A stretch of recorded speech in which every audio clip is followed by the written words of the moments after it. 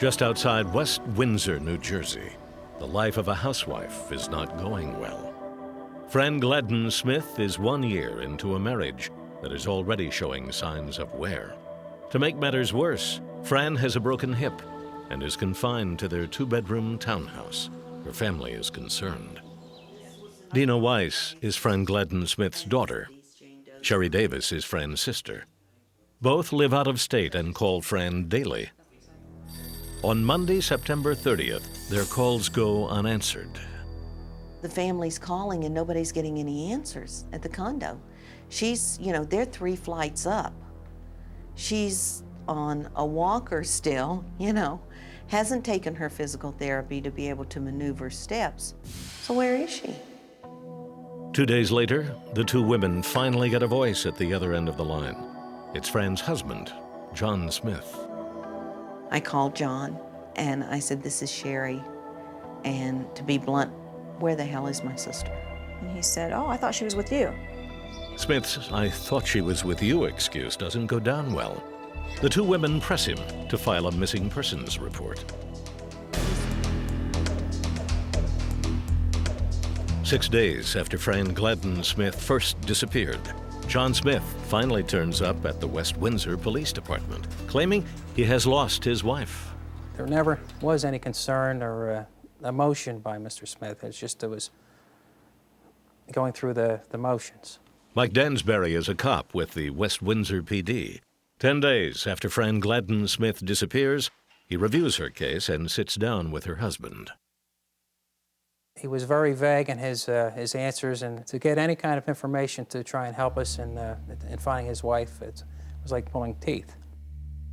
Dansbury opens a missing persons file on Fran. 2 days later, Dina Weiss calls the detective. And I said, "Detective Dansbury, my mother's dead." And he said, "No, she's with us. She's not with us where we can lay our hands on her, but she's with us." And I said, "No, she'd never do this to me. Never, ever do this to me." Knowing next to nothing about Smith, Fran's daughter Dina Weiss and her sister Sherry Davis begin to piece together his past. They discover a prior marriage, one that ended with a divorce in 1974. Fearing the worst, Davis and Weiss begin a search for Smith's first wife, Janice Hartman. In March of 1992, they track down Janice's brother Gary, who confirms their fears. His sister, too, has gone missing. It's a story that begins 22 years earlier in the town of Seville, Ohio.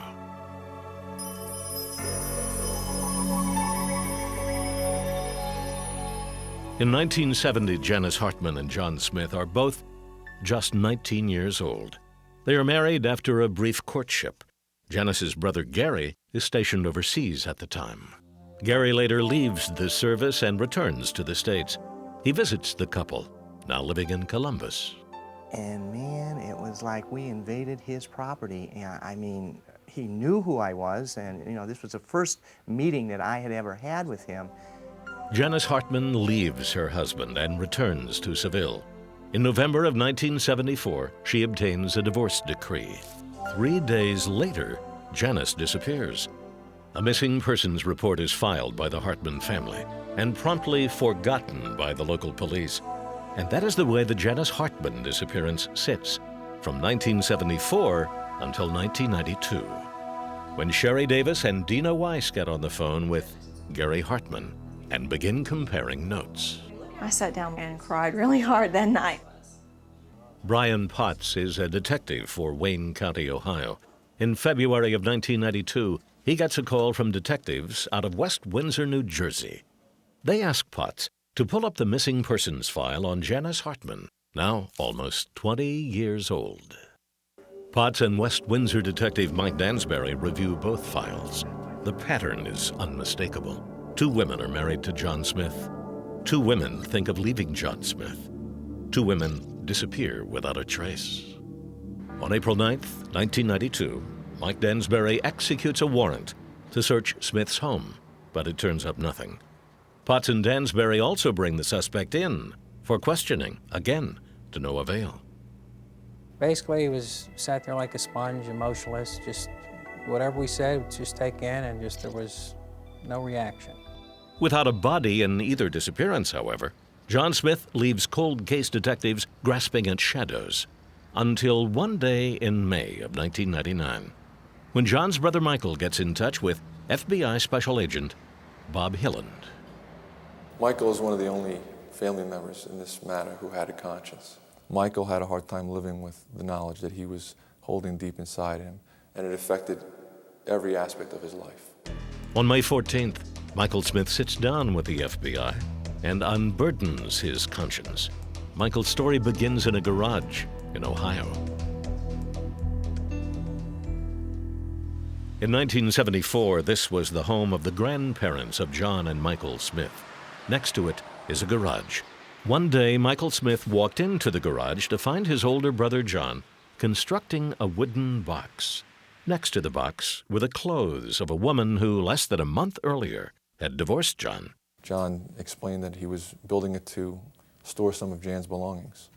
And Michael was confused and asked, well, if you're going to build a box, why not build like a chest as opposed to this long, narrow box? John became very upset and animated and angrily chased Michael out of the garage. About a week thereafter, Michael returns to the garage and sees the same box, now completed, resting up against one of the walls in the garage.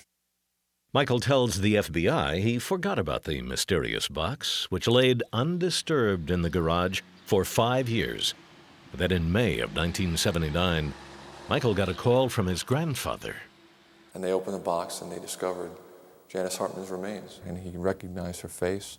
Her hair was rainbow-colored. It was multicolored. And he was adamant about that fact. According to Michael Smith, his brother John drove 8 hours that night and arrived in Seville early the next morning. John denied responsibility for the box's contents, claiming Janice was a drug informant set up by the police. Michael Smith and his grandfather agreed to keep quiet. John Smith then packed the box into the back seat of his Corvette and drove off.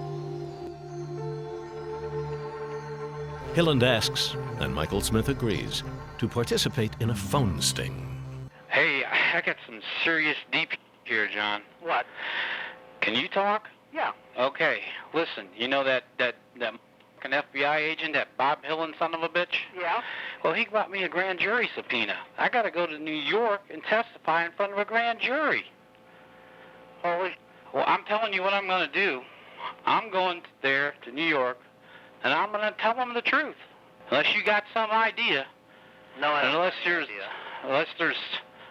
some kind of something. No, that isn't. I mean, that wasn't... I don't know what else to tell you. You know, that was a joke or something that somebody dropped off in the box. There wasn't Jan in it, but if that's what you believe... John, that was Jan in the box. We opened the box up. Okay. Her fucking legs were cut off. Do you want me to continue? The phone tapes convince cold case detectives of two things. Michael Smith is telling the truth about the box he saw in his grandparents' garage, and John Smith is far too clever to incriminate himself. For almost 2 years, Sherry Davis has stayed in the background as the FBI worked the case. Now, however, the sister of Fran Gladden Smith is determined to provide whatever steam she can to the flagging investigation. In early February, she calls cold case detective Brian Potts. And I said, Brian, the letters went out for Ohio or whatever. But I said, you know, we now know he was in Indiana. And I said, I think we need letters to go to Indiana. And about 3 or 4 days after I sent him off, I get a call from Jerry Berman saying, I think we have your girl. So the investigation shifts to Indiana and a wooden box found in a cornfield.